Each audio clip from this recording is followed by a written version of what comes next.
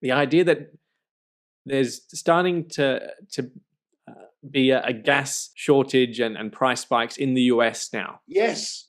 Yeah, this is And really, this is really interesting. So the Americans have enjoyed much cheaper gas prices, much cheaper electricity prices than we have for a very, very long time. And by the way, ours are much higher than the rest of Europe's because of the whole level of green subsidy that has been put onto this without discussion and without debate ever since 2010. That's when it really, really started. So what's been happening is the Americans have been trying to help out the rest of the world by shipping large amounts of gas across to Europe, across the Far East and elsewhere, which has now led to quite a big increase in the domestic price of gas in the USA, and people now beginning to stand up and scream and shout in America about, well, what are we doing? Why are we depleting? We became self-sufficient, and suddenly we're now selling all this stuff, and the price is going up. And I think that politically, this is something the Biden administration cannot withstand. It's too difficult for them.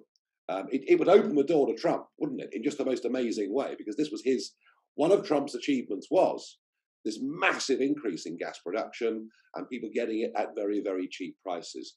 So it's not beyond the realms of possibility that the Americans stop exporting much of this gas because of domestic politics, all of which I think leaves us as a country absolutely needing to have this debate.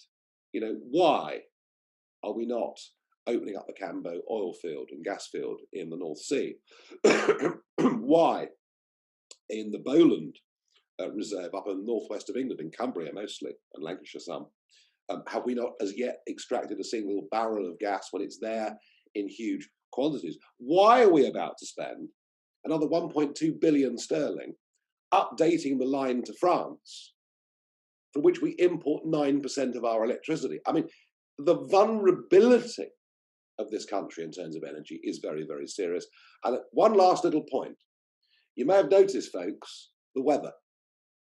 Lots of frosty mornings and relief after the dullest December since 1956.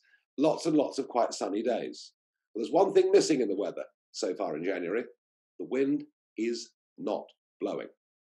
And I've looked at the wind forecast for the next week, and the wind ain't going to blow for at least another week. And as we know from last year, when we get prolonged periods of calm, we become utterly dependent on the imports of natural gas as a backup, and indeed electricity.